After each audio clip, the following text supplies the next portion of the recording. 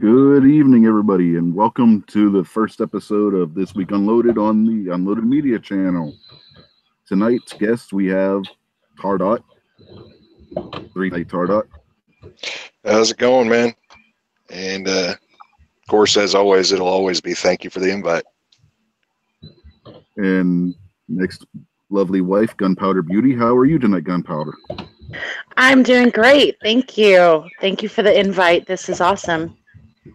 And going on from there, we have Ghost Tactical. How are you today, Ghost? Hey, what's going on, Rich? Thanks for the invite. Really excited about the show. You're not the only one, brother. Next to him, if he's back, we have Clovertac. Are you there, Clover? I am here. I appreciate it. It's a pleasure.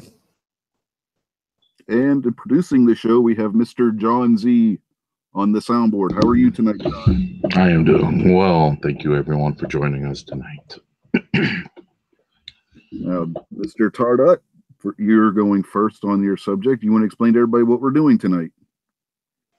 Yes, sir. So I hope everybody's having a good one tonight. I can't see the chat right this second, but just to kind of go into this, our whole thought on this show is every week we're going to have a total of 5 panelists. That's going to include myself, Gunpowder, and Rich every week. And then we're also going to have at least 1 to 2, we're going to have 1 to 2 people that are going to actually be joining us, some guest hosts. And we're all going to bring topics to the table for the week, some gun-related topics. I'm getting an echo here.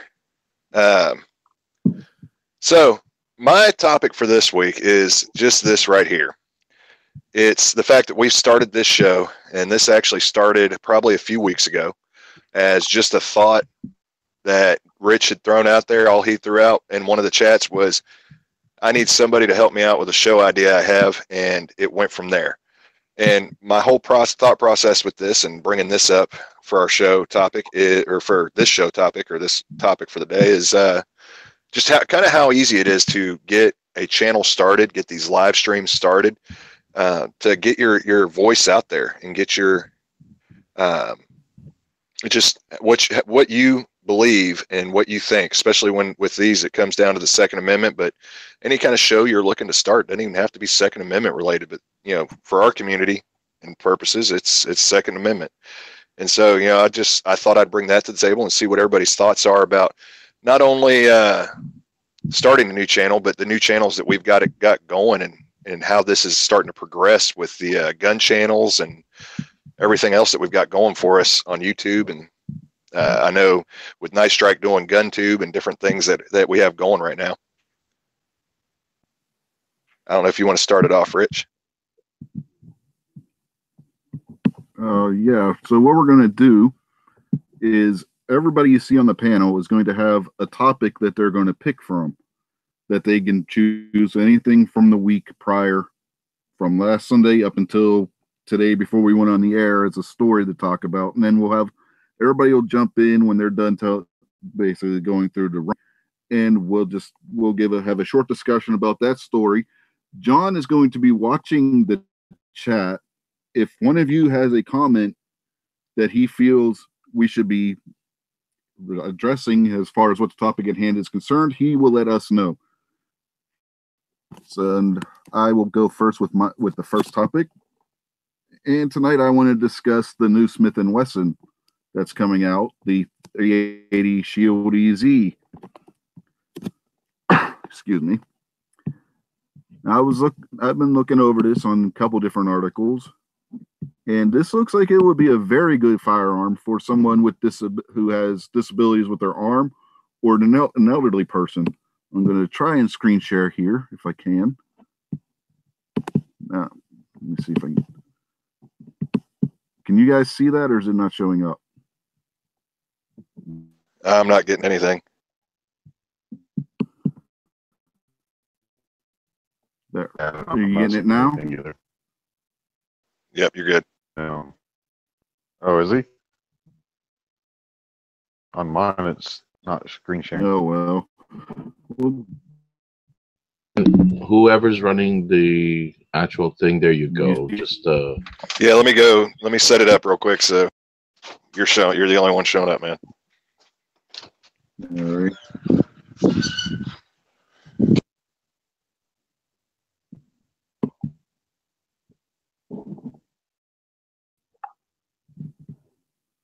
Okay, you seeing it now? Yeah, you're good to go now. Says I'm screen sharing.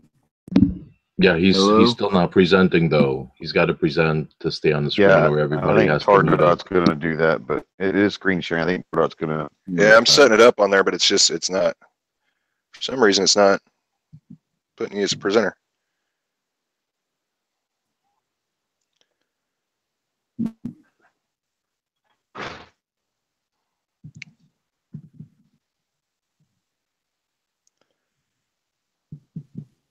Okay, just there you go. There you Let go. me know when you got it. Talk about this. It's going. You're good. It'll be about the size of what, a G19 or a 2.0C, but it's different. It's a single stack and it's in 380. You can see it there closer up. I'm going to scroll down here. Here's what it looks like when it's taken apart, and you can see the different parts. One thing you might notice if you look close, they're connected with a striker. This is a hammer fired firearm. It has I'll show you underneath here if I'm on the right page. Yeah, you can see right here, this piece here connects with the hammer and cocks the hammer, and then back of there is where the firing pin is located. So it strikes that and fires the projectile. So what that means is you also, when you look over here, there's no striker plate on the back. The slide is all one solid piece of steel. Springs, the way the springs are set up, they're set up to be extremely light, so it's easy to manipulate the slide to a better area to grip it. If you have, say, weak hands or your arm strength is gone due to an injury or disability that somebody may have been born with.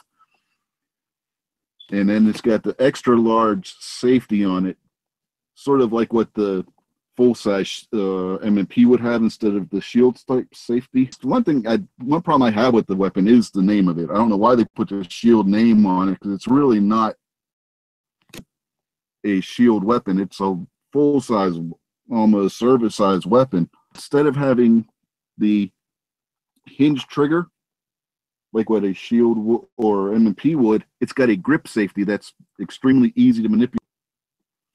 So, and then there's a few other features that make it good for somebody who has problems with their hands too. I don't know if you can see here on the magazine right where I have my cursor right now, there's a little black peg that sticks out from the side of the magazine, so that you can actually pull that down with your other hand while you're loading the magazine to take off the spring tension. Personally, I think that would be a good idea for any magazine, except for maybe the slot could allow dirt to get in there. But as far as the reloading, that is a good idea, especially if you have any issues with your arm or hand strength. What's everybody else's thoughts? I mean, I like the innovation on it and the idea they've got behind it. Like you were saying, that could definitely be a good gun for somebody who maybe has some kind of disability with their hand or has a hard time gripping some of the other guns and handling the recoil. Now, the magazine thing, I do like the idea. Now, as far as how well it works, that'll be a time will tell situation. But I like the thought behind that magazine, and then, like you said, I think that would be a good thing for a lot of magazines because once you get to those last few rounds, it's always a pain to start trying to get those loaded in. Yeah, I mean, especially if it's a new magazine. You get a new magazine and those springs are extremely stiff. You're lucky sometimes if you can get half a magazine. I know when I first got my shield with the first, I could only get 5 rounds into it. In the 8 round, I could only get 7. I mean, the 7 round, I could only get 6 into it. Oh man, I feel like I'm gonna sneeze. Hold on. Yeah, I like the design. I like a lot of the aspects to it. And as far as what Rich was talking about, right? He doesn't know why they use Shield.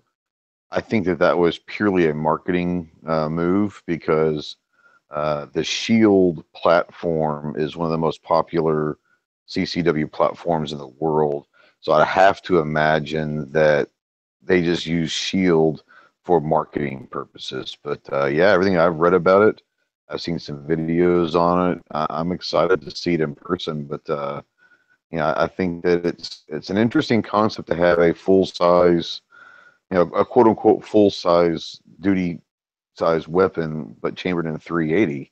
So I think it could open up a lot of options for a lot of people. But yeah, it looks good for sure.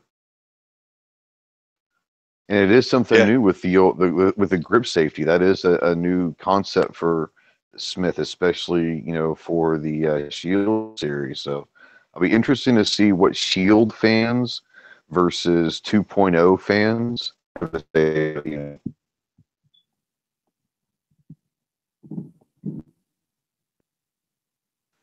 Yeah, I agree with that. Like seeing how this actually comes out and how this is taken by the community will be a good thing to see. Honestly, if it takes off, I'd like to see them start doing it in some bigger calibers maybe and see how that works out. Especially the magazine idea. Like I said, I like that magazine idea. And it's a little extra piece on there, and like you were saying, Rich, it's something that it could cause some faults, and it may not. It may or may not. We never know. Time will tell. But I think it's a good idea, and it's that innovation thing that we all like to see. Right, and another thing with it, unlike some of the other pocket 380s, since this is almost a full-size handgun, you're not going to have that snappy, nasty recoil that a 380 out of a small frame can have. You're going to have barrel. It's got the barrel length's over 3.5 inches long, whereas you get one of the, say, a bodyguard, you got what, like a 2-inch barrel? You're going to have a different recoil impulse for sure with it.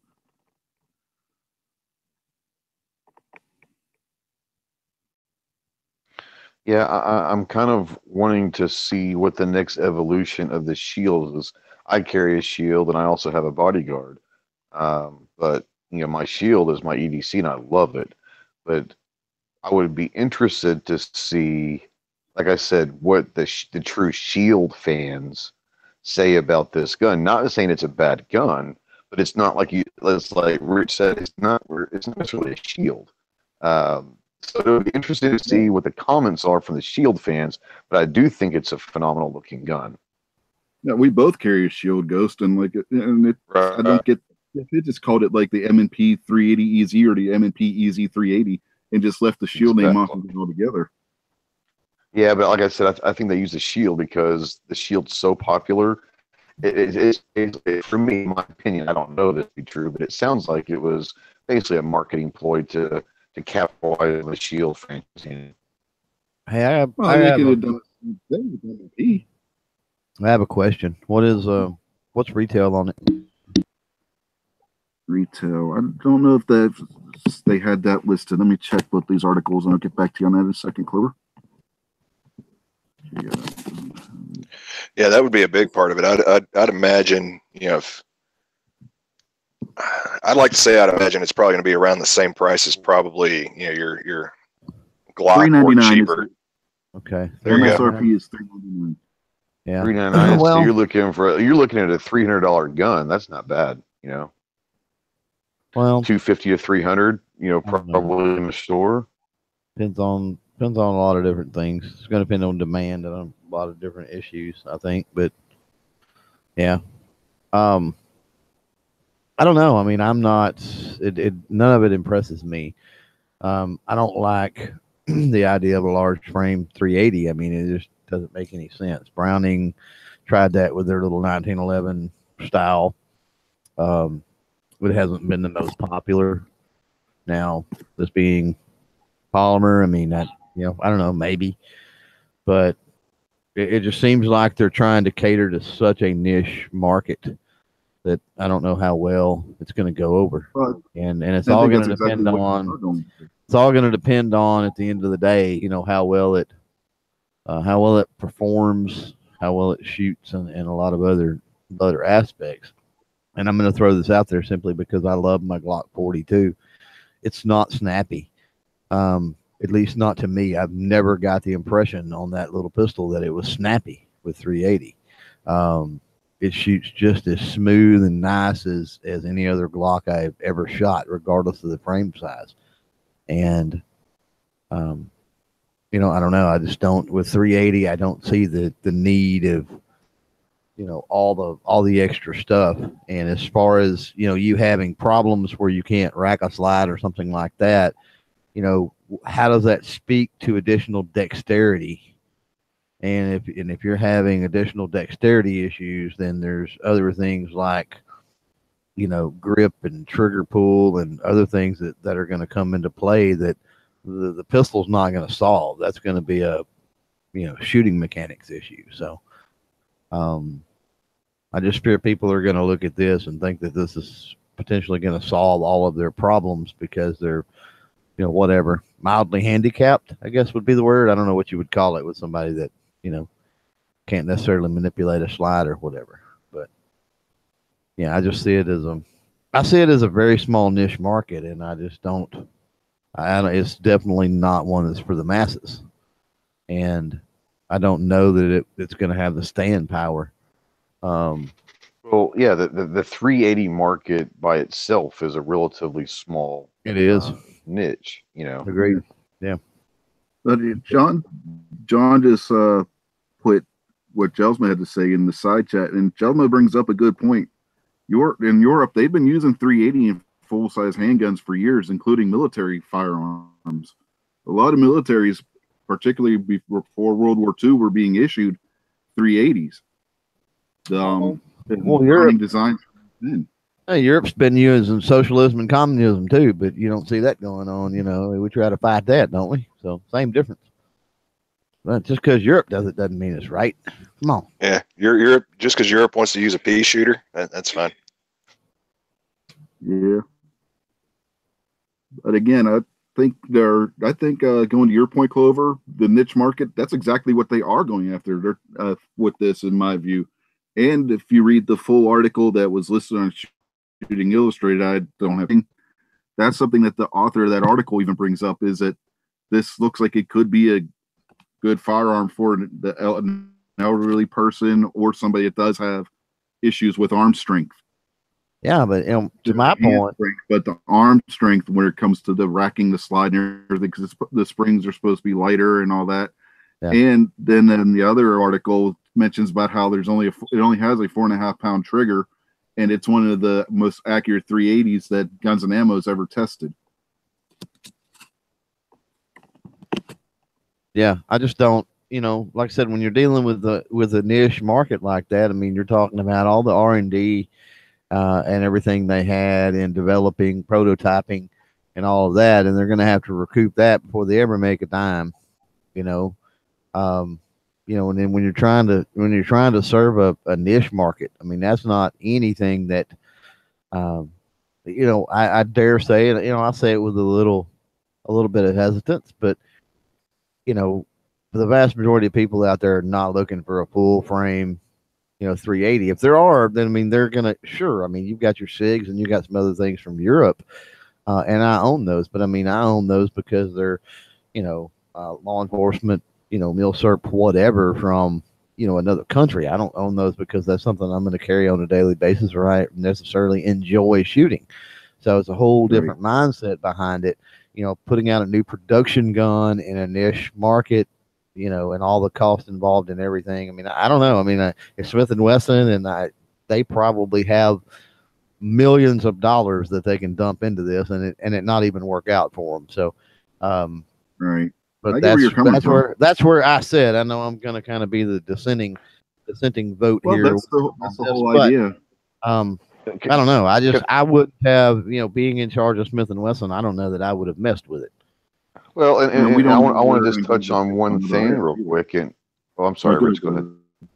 No, go ahead. I was going to say, one of those things that we talk about all the time, and not just us in this room, and I'm talking about show hosts and all of that, is that everyone complains about the big manufacturers not being very innovative.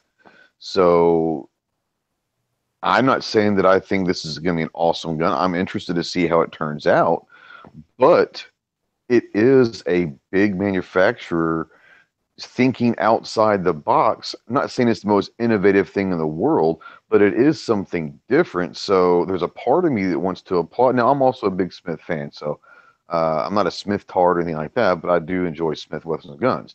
But I do think that maybe this could be one of those things that a huge manufacturer is thinking outside the box, and not saying it's innovative, but it's a step in a different direction that maybe we have to applaud them for, saying it may not work out for them, but at least they were trying something new. Yeah, and to that point, all I was getting ready to say was we don't know. They're going to go in the future. Some features that are on this might end up being on another handgun in the future. And one quick thing, John, before we move on, I know you're ringing the bell. Midnight says about the charging handlebar. Well, that's why they got the Midnight. That's why they have the back flared the way they do, because they don't have the back plate like you would have on a striker fired pistol to replace it. So they flared out the back to give you that extra grip space to serve that same purpose. And just real quick, the Halo charging ring from Tandem Cross, it's a snap over clamp style. You don't have to have a backing plate for it. So if you've got those spins in the back and you're looking for something to assist with the racking. It's called the Halo charging ring. I don't know. I'm probably way off base here, but seeing that gun, I kind of like it because we were talking about, having more girls in the firearm community. And one of the things that a lot of females talk about is how the gun is difficult to rack, or, it's really hard to empty your magazine, or, there's a lot of different things that girls complain about. And the fact that it does have that grip safety on the back, I kind of like it, because for moms out there, having that added safety feature on a gun it kind of is appealing to us. The fact that it's easier to rack the slide, I mean, that's another added feature. Granted, they are kind of targeting a niche or whatever, but for females in the gun community, especially those that are just starting out, that might be a gun that maybe works better for them until they get more comfortable with other manufacturers. Right. And I saw in the chat where some people were saying they're not liking the grip safety. One of the reasons they have the grip safety is they don't have the standard trigger safety like you would have on the other MMP line. So they replaced that with the grip safety. And then you can also get it without the thumb safety. So that grip safety is still going to have a role to play because you have the thumb safety. Absolutely.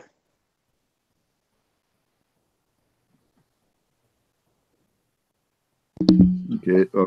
And we're going to take a quick commercial break at this time. Want to remind everybody, the gunchannels.com 4th year remodel is currently active.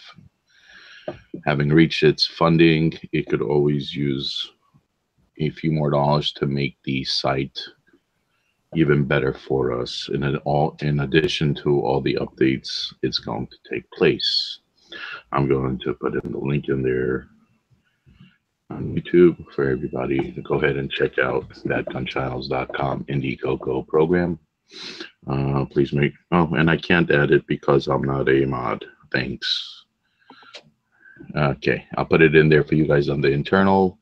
Moving on, don't forget to check the gunchannels.com live schedule of all the current shows taking place. On Sunday will be Trigger Time at 10:30, Liberty Watch Radio at 2 p.m., Gels My Outdoors at 8:15 p.m. Gun Gals, don't forget to check out Gun Gals, second episode at 9:30 p.m., Midnight Range at 10:30 p.m., and Van Chat at 11 p.m. Again, don't forget to go ahead and check out gunchannels.com. Check out all your awesome creators, such as the panelists like we have here tonight with us, Clovertac, Ghost Tactical, Gunpowder, Bunny, Rich White, and Tardot. So go ahead and check everybody out. Register on gunchannels.com. It's free to do so. And back to our show. And John, I do have you modded now. You hadn't said anything, so I wasn't able to see you on there and get you modded. So, but you are now. Right. I'd say we let the lady go next. Gunpowder, you're up. For me, my topic is something that I kind of hold very dear to my heart. We have seen a lot of police shootings this week.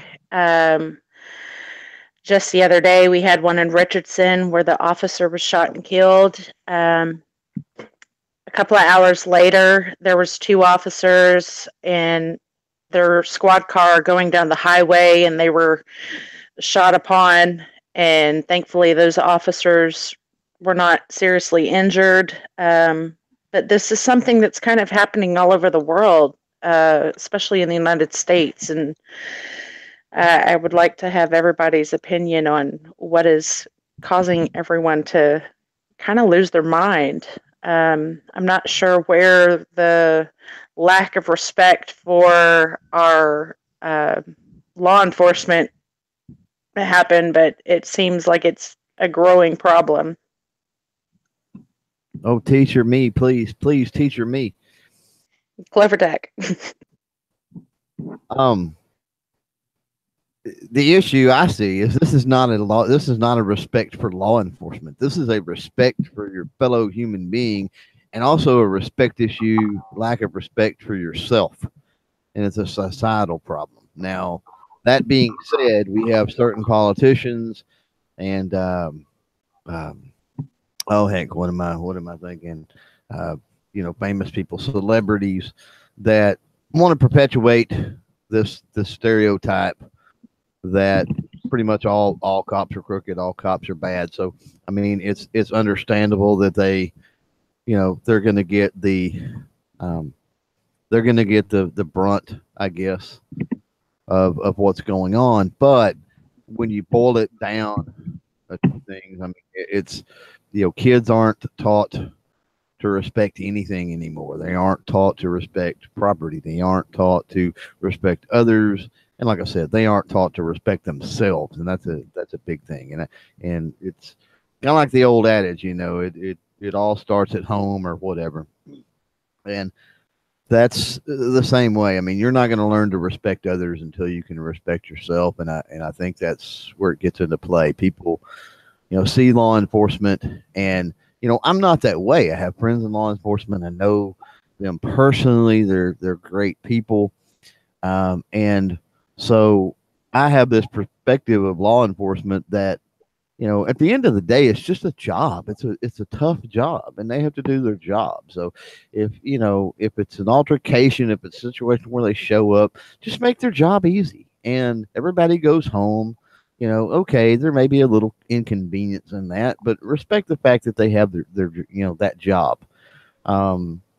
You don't go into, and I say you don't. I mean, we've all heard the stories of the people throwing the fit at the drive-through window at the McDonald's employee because they're out of chicken nuggets or, something stupid like that. And that's the same issue. It all boils down to a respect issue. Now, granted, there's not people going in shooting up McDonald's employees. I get that, but that's where the perpetuation with media and celebrities and politicians come into play on the law enforcement side. But my thing is the root cause. You're dead on. It's a respect issue, but I think it runs a whole lot deeper than just respect for law enforcement. Yeah, I agree. I think a lot of it is and a lot of people out there might be too young to remember this, but for me, it all kind of started back. Not saying that it started, but it became a publicized thing with Rodney King. Police brutality was now on TV. It was on CNN 24/7. And I think what a lot of it came down to was you have a distinct divide between law enforcement and society. And I think over the last 20 to 30 years, it's like you said, it's a lack of respect. You have a law enforcement, when you're talking law enforcement in general across the country, 99.5% of the police officers and sheriffs and all of them are phenomenal people. Unfortunately, those people aren't the ones on TV. You see the 0.5% that are crooked or whatever you want to call it are being publicized as these demonizing people. And then you have these athletes and celebrities taking knees for this national anthem to protest police brutality. So that brings a whole different light. Well, unfortunately, here's the problem: is it feeds itself. Is as you have more and more people looking at these law enforcement officers as bad. Hello, I'm getting an echo. It doesn't matter, but whatever. You're getting these people that are out there publicizing different things about the law enforcement. So these people are out there expecting law enforcement to be bad. It feeds itself. So now the law enforcement agent officers are more on edge every day of their patrol as well, because they know that the civilians are going to be a little more on edge. So they're a little bit more on edge. Unfortunately, it feeds itself to when both sides are a little bit more on edge now. It just takes something very, very small to trigger something very, very big. And unfortunately, I think like you said, it all starts with respect. But I think a lot of it is the media. I think the media tries to publicize everything that's bad, and that just feeds itself to where both sides are on edge. And as far as these shootings, it doesn't take much for these people to get thrown into a situation. Next thing you know, it's escalated into a gunfight, and that's what's very sad. Well, and I think a big part of it too, and me and Gunpowder have talked about this. I agree with Clover 100%. There is a total disrespect just for human life in general. But when you look at it too, there used to be a day when kids would walk by police officers and they would want to go and say hi and everything else. And we push our kids that way. I don't force them to go say hi, but my son will see a police SUV and the cop's he's not in the middle of anything. We're not like interrupting his duties, but the cop will come up and say hi, and he'll run over and say hi, and he'll want to see the lights and everything like that. But there's so many people. There's so many people that push the idea of, oh, that police officer is going to get you. He's going to arrest you. And sometimes it's playful. I get that. But when you start pushing that real hard on a kid, their whole mindset goes to, well, the cops are going to get me for everything I do. And I think, pushing that mindset on them starts that bad example for cops, that bad idea of cops in the beginning. Yeah, I mean, forever the slogan was to serve and to protect. And that hasn't gone anywhere. But that's not the mindset that most civilians think. They think that they're there to write tickets, they're there to take you to jail, and all that. Which is sad, because that's that is a part of it, no doubt. But they don't have to write tickets, and they don't have to go to jail, put people in jail if people aren't breaking the law. So it comes, but I'll say one thing is, I put a video out a couple of days ago, and I was at the range when our local sheriff's department was doing some training. And I've gotten a lot of feedback from our local people here in my town of how awesome that was, for no other reason. it's nice to see something other than, you know, bad things being talked about police. And our local sheriff was really, really happy to do this because he said, you know, people think of us as eating donuts and sitting in our cars and doing nothing but pulling people over. They don't see the other side as these people are on their days off. These people weren't even on shift, and they're getting out there and trying to train and all that. And he says, you know, that there's a whole other side that people don't see. It's not just the 3 days on and 4 days off. It's the 3 days on, but then at least one more day a week training. So there's a lot more that goes into that job than people think. Definitely. And it's sad that there's that kind of disrespect for life and the officers that are doing these jobs to serve and protect us. So I know that I've got a lot of them that I've worked with in previous careers I've had, because I've worked security, and when you see them on the other side, you know, everybody, you know, there so many people see them just because they get tickets or whatever, like you said, and they just see what they perceive to be the downside and the bad side of law enforcement. But when you're on the other side of it, like I used to work security, we would have, whether it was shoplifters or anything else, getting arrested. But when you see those officers after things are said and done and you're talking to them, you see a different side to them. And even with, you know, instances like shoplifting, there's so many times I've seen officers try to work with the people that are getting arrested. But, you know, if you're belligerent, yeah, the officer's going to be less inclined to work with you. Anybody would be. And then when it comes down to it, a lot of these instances that I see where, you know, it's police brutality, what the media wants to put out there as a unjustified shooting. You know, I see some of them that were completely justified, because if they've got a guy coming at him with a knife and he drops his knife and then he starts digging in his pants, your first thought is he's got another weapon there. I mean, they've got to make those last second decisions, because they want it just as much as everybody else. They want to make it home to their families.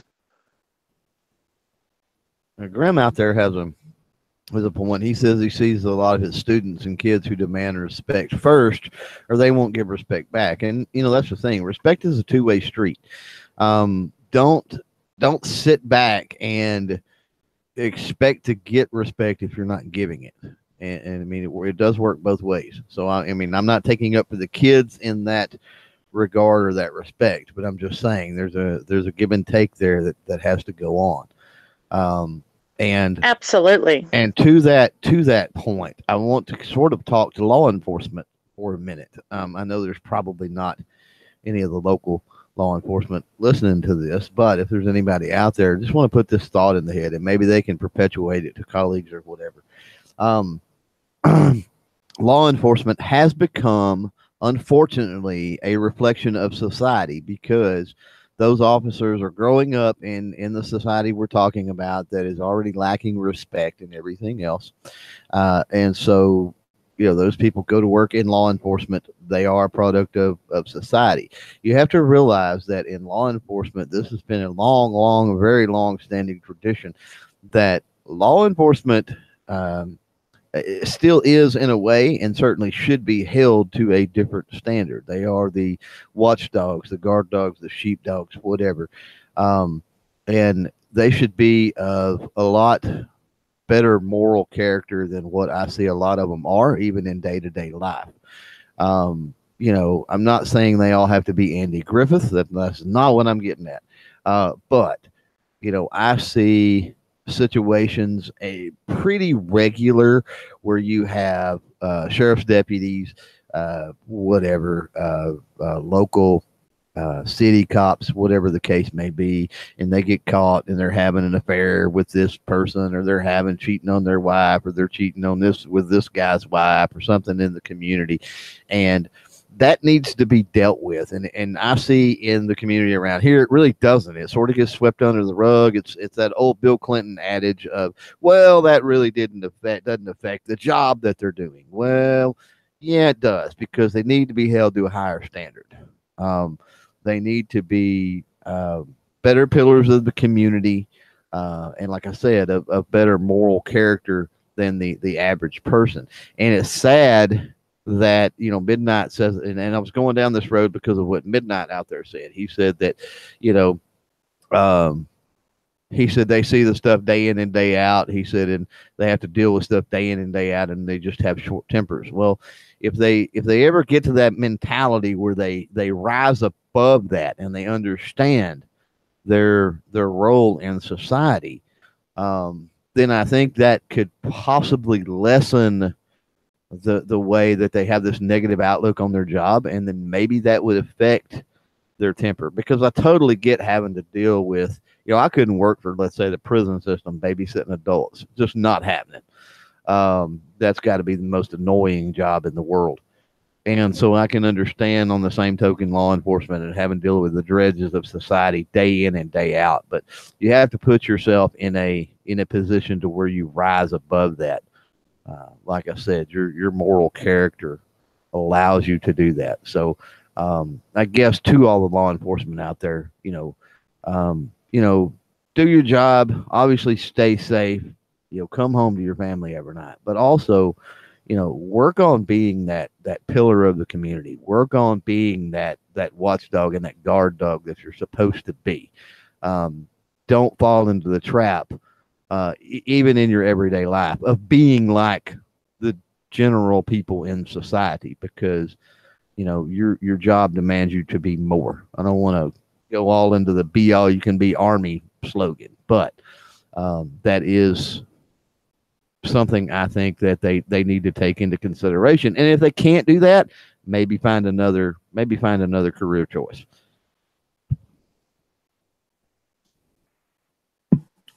Part of the problem, I think, is also societal.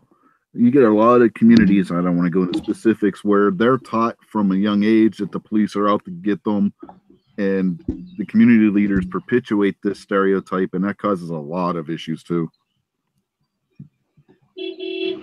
Well, that's true, Rich, and that's honestly, that's been going on for a long time. I mean, I can remember being little, and I can remember things being said, even back when I was little, where it's like, if you don't straighten up, that police officer is going to take you to jail, and I don't think that's a healthy thing to be saying to your kids. They're doing something wrong.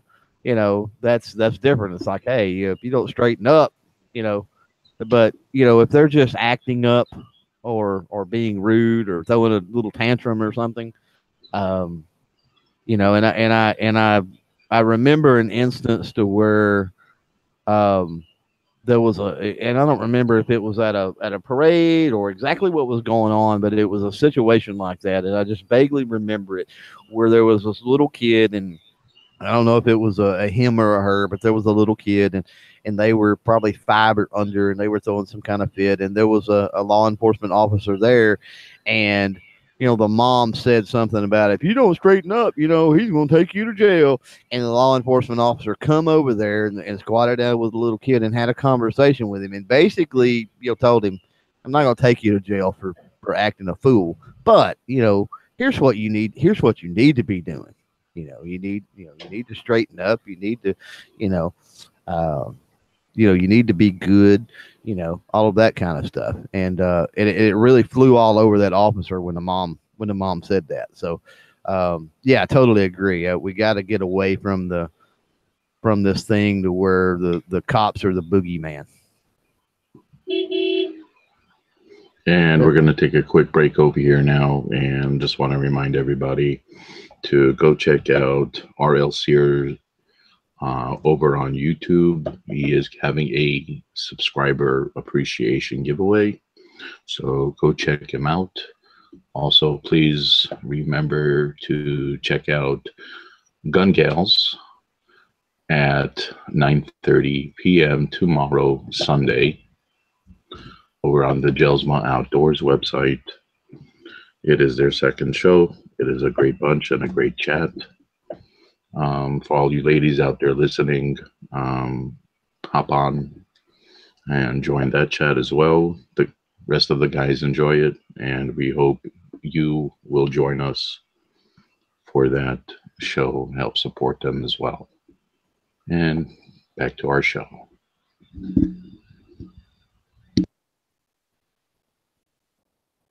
Okay, thank you, John, for the promos you just gave. And we'll go down the line. And Ghost, you're up. What do you got for us, buddy? Right.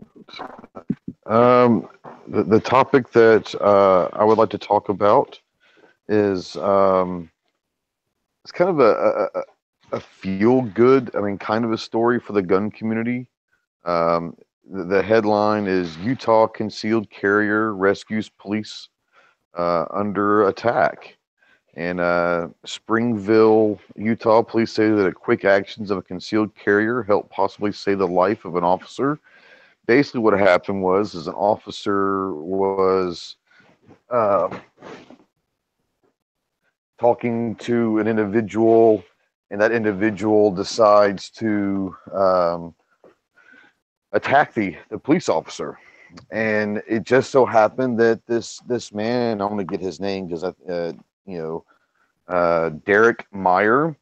Derek just happened to be driving by and saw the attack happen. He stops his car immediately, pulls his gun on the individual, tells him to stop, and that individual immediately runs away and hides, and they end up finding this guy and arresting him.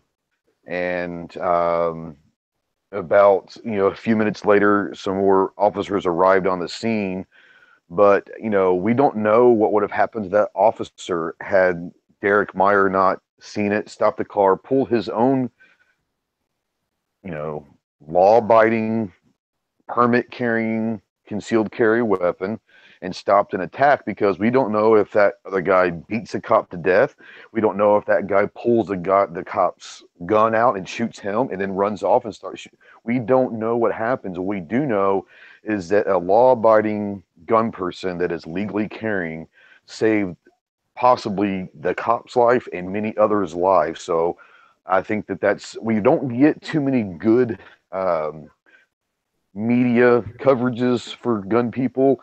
And so when we do get it out there, we need to make sure that everyone knows about it. So congratulations to Derek Meyer for doing something that we all would want to do and have the opportunity of doing. We would do it, but the fact that it's being publicized by the media is wonderful, because we need all the help we can get right now.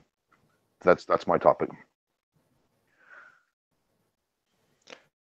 Yeah, and I definitely love hearing about these stories like that. And I know you don't hear about them enough, and it happens a little more frequently. Not necessarily saving an officer, but using a concealed carrier, using their gun to do good when these things happen. And you start to hear more and more. I would like to say over the past year or so, you start hearing more about them, because I even start seeing stories around here where you hear about somebody drew on a guy and he gave up, and police officers arrived and got him. Nobody was hurt, things like that. And so that's what we all kind of, I think we need to strive to be as an example, not only as a concealed carrier, but just a gun owner in general. Everybody perceives us as we're just quick on the trigger, quick on the draw. We need to make sure they understand that we're carrying around you at all times, and we never do anything stupid. We're just ready in case these stupid things happen while we're there. It's funny. I was in Walmart earlier today, getting some stuff, and a buddy of mine, I saw, he goes, "Hey, he watches my videos and stuff. He says, what are you carrying these days?" And I said, "I'm still carrying my shield right now, and this, that, and the other." And this lady walked by and happened to hear us talk about guns. And she said, "Excuse me." I said, "Yes, ma'am." She goes, "Are you carrying a gun?" "Yes, ma'am, I am." And she goes, "Well, thank you." I was expecting to go a whole different direction, She goes, "I don't have the courage to carry one, but it's nice to know that someone here can help us out if something goes wrong." I was expecting that to go a whole different direction, but she says, "Oh, thank you."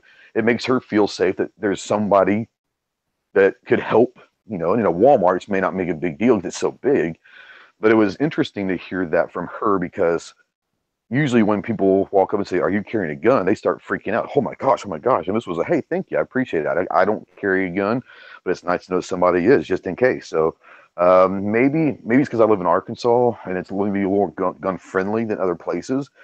But it is nice to hear that people do appreciate the fact that we are carrying.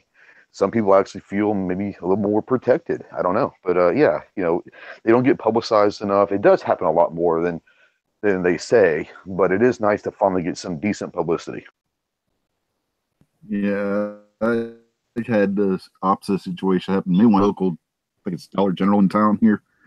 I had on my side, I was open carrying, and this woman who lives across the river in Maryland starts throwing a fit that she's going to call the cops and everything because I was carrying a gun in the store, blah, blah, blah. I had my wife's cell phone on me at the time in case she needed to get a hold of me. I was like, here, you want to use my wife's phone? I handed her the phone, and I had the sheriff's phone number already pulled up because it's saved in my wife's phone because the sheriff's a friend of her father's. And it was his personal phone number, not his phone number at the sheriff's department. She didn't take kindly to that, and everybody in the store you could tell they were just wanting to burst out laughing.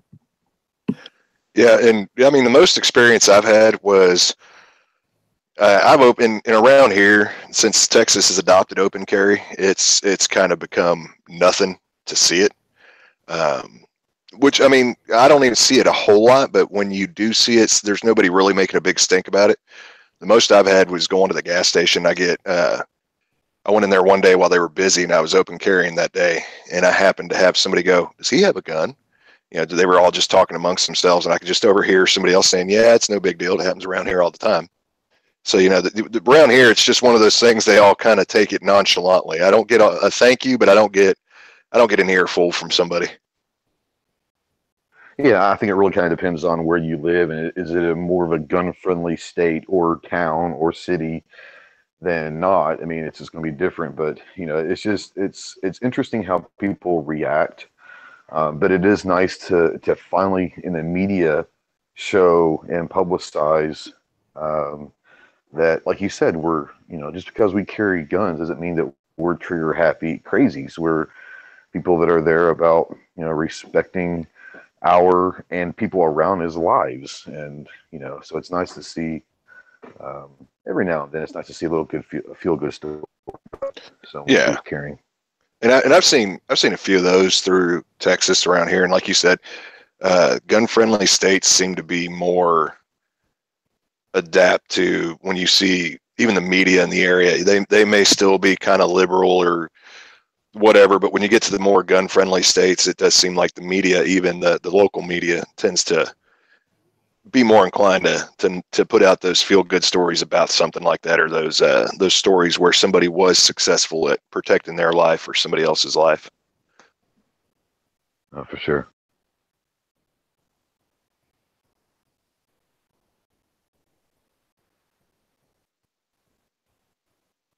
All right. Anybody else got anything on that? If not, we can move on and let John do the next commercial break and get to the last topic.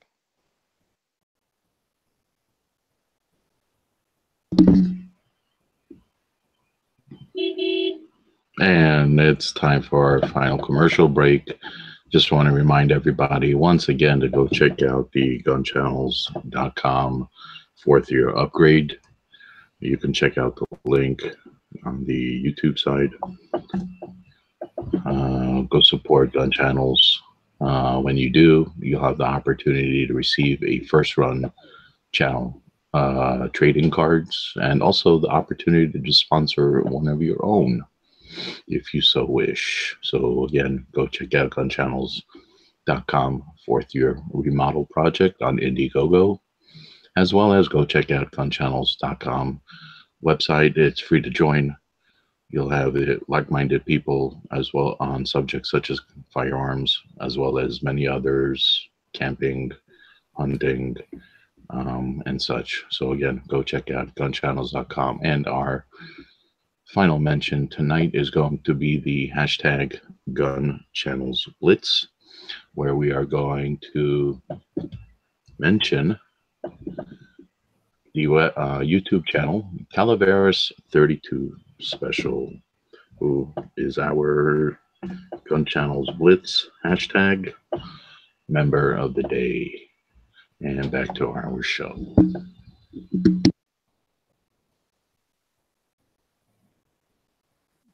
Thank you, John. And Clover, you're up, buddy. Okay.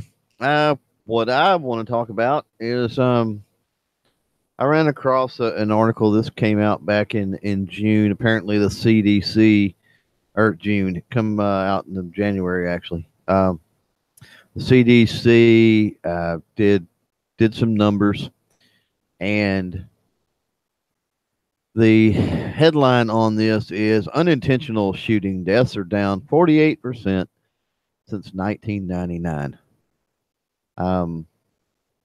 And I'll just go through this quickly here. I don't understand. I don't understand. I don't understand the point they're trying to make. If you've ever crunched the numbers, and we have, I think maybe on a Power and Friday show or maybe a Wednesday show or something, we've crunched these numbers before. I know for a fact I've got a blog post on it.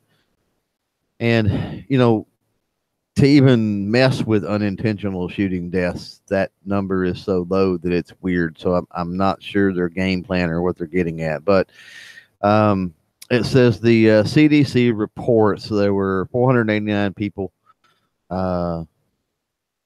killed in unintentional shootings last year. Most recent year, the database is available. Accidental gun-related fatalities have declined by nearly 50% since 1999, when the CDC documented 824 deaths.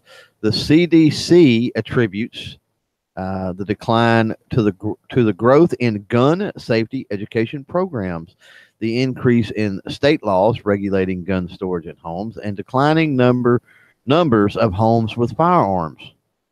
While the improvement occurred in every state, those with most guns actually had the most accidental shootings, the report notes.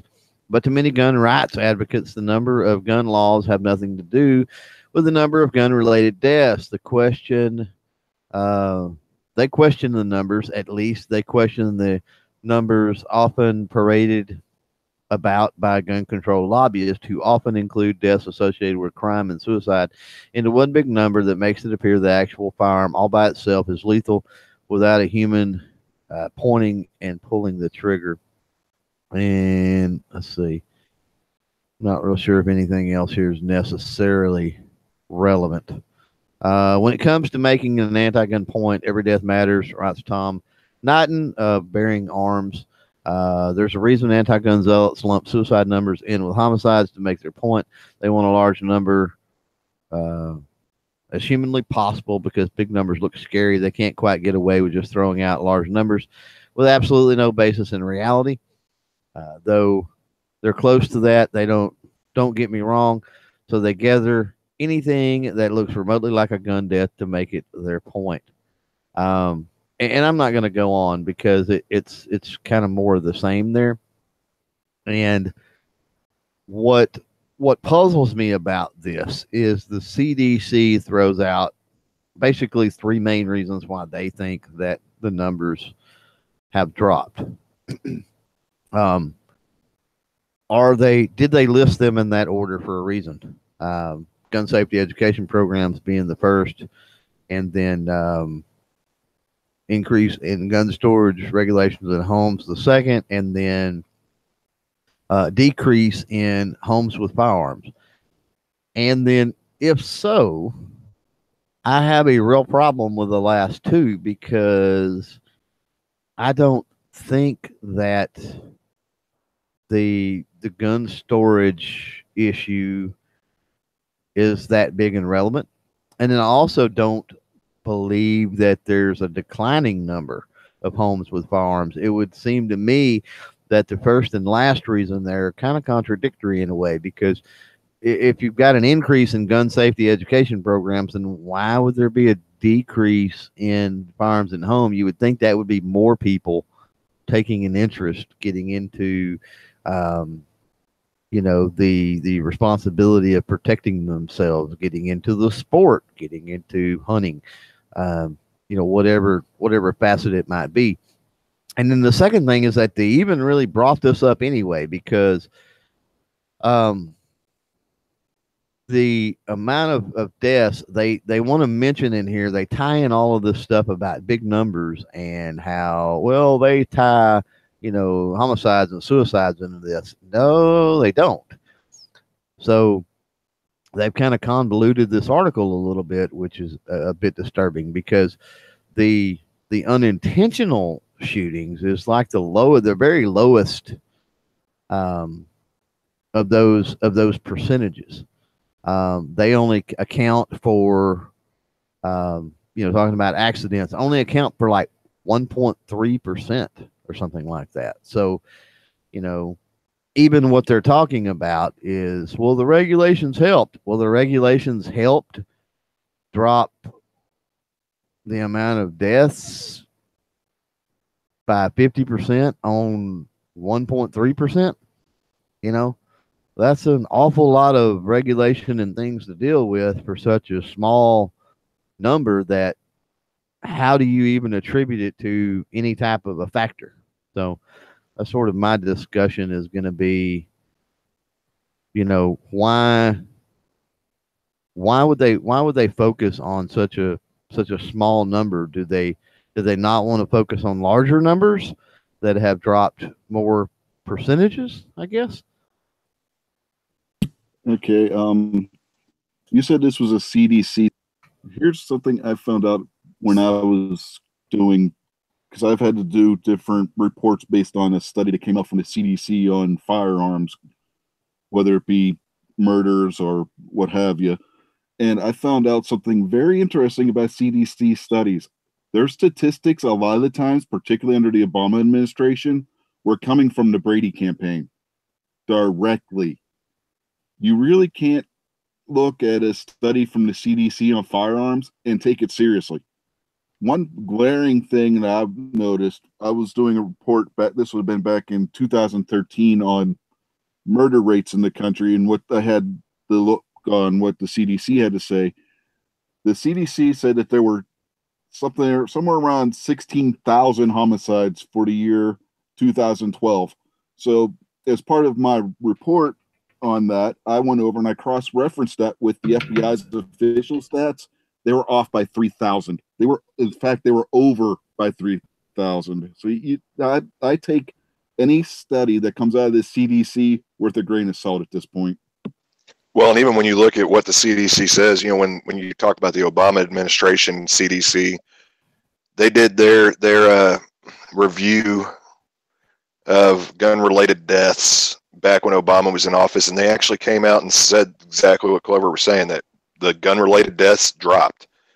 And so to say that they were using, and I don't know for a fact, but yeah, going off of what you're saying, that they're using numbers from the Brady campaign, well, that's pretty sad, because that's also saying that the other side can't keep their numbers straight, which we all know is a fact, but now they're just proving it. Oh, trust me, from what I've seen of the CDC and where they're getting their information from, they most definitely cannot keep their numbers straight. It's when you look at a study coming out of the FBI that tells you one thing, and you look at a study from the CDC, and the numbers are so much higher on the CDC side, it's ridiculous. I mean, it really, really is. You can't take what the CDC says seriously when it comes to any of their studies. Well, and to hit what Clover was saying on there with why did they take the firearm related death, the accident numbers, the smallest percentage, and blow that up? And I think the big thing there is they've got an answer, or they're trying to make up an answer and find a problem for it. There's not a problem. I mean, that is an issue. Just like it was said, every death, we don't want anybody dying. Every death matters, but you're trying to take that one small issue and make it the big problem, and that's not the problem. Yeah, we've all seen where the problem is suicides, or the bigger piece of the pie is what that definitely is. Yeah, it's definitely suicides if you look at the numbers there, and that's not included in that. But yeah, you're right. It's almost like this article is almost like they're trying to manufacture a boogeyman.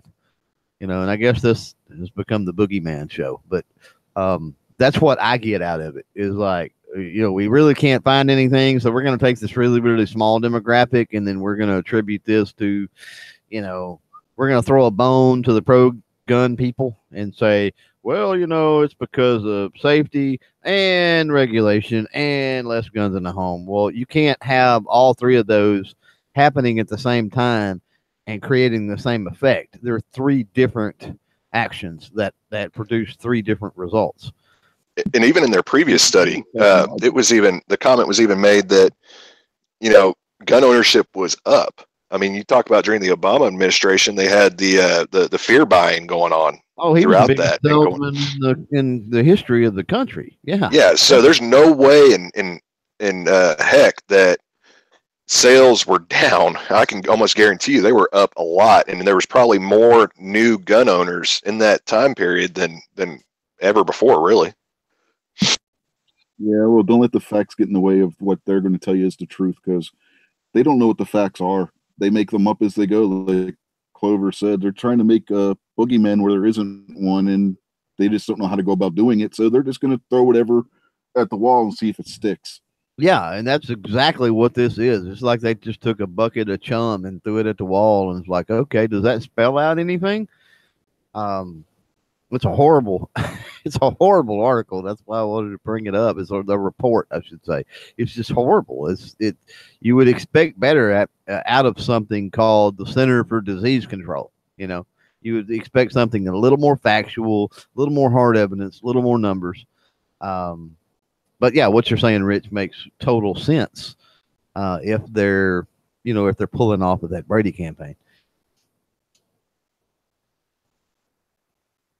Well, and I always question what the CDC is doing, really reviewing gun deaths. I mean, I know they look at epidemics and pandemics and all that, and they do more than just disease. But it makes sense when the FBI or somebody's looking at homicide rates and everything and gun deaths. But CDC it's always to me kind of made no sense on that. Yeah, they should be more concerned with whether it's a murder, maybe, with cataloging the deaths and whether or not it's a murder or whether or not it's a suicide. But as far as breaking it down with this on a CDC level, much more than that, I just don't see. You're right. I see that more as a bureaucracy, like the FBI or something needs to be handling, law enforcement agency maybe, needs their data out of that. I don't see the job of the CDC to break down, what people used for a murder or what people used for a suicide. What difference does it make? Should it make to them? Well, the reason why, I can tell you exactly the reason why. The Surgeon General is the one that started the CDC doing this, and it was Obama's Surgeon General, and she was vehemently anti-firearm. So she took it upon herself to declare that the CDC needed to look into firearm deaths and whatnot, because in her mind it was a public safety and health hazard. That's why the CDC is doing this. Well, thankfully they're not doing a very good job of it. So yeah, but that's what Surgeon General Obama said it was a public health hazard to have all these firearms in the United States. And so yeah, this is the result of what we get for having a Surgeon General who didn't know her rear end from a hole in the ground. Right.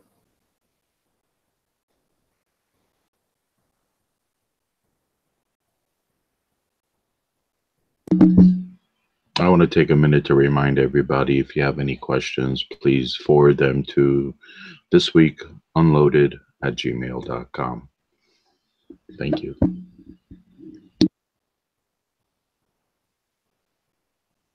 So you ready to wrap it up, Rich?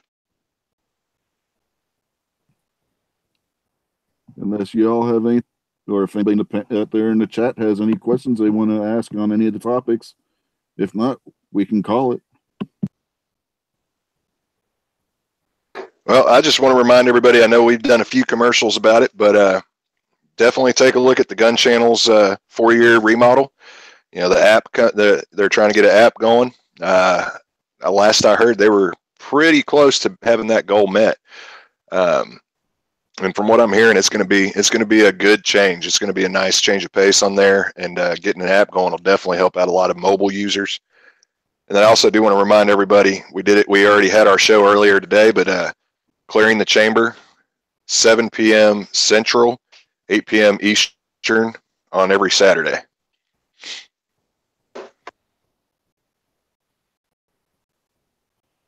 You are such a self-promoter.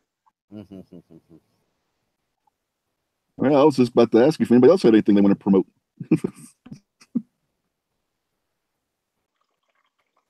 Gun Gals, Sundays, 8:30 Central Standard Time.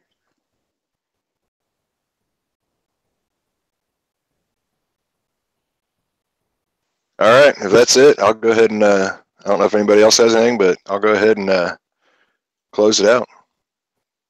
Y'all have a wonderful night.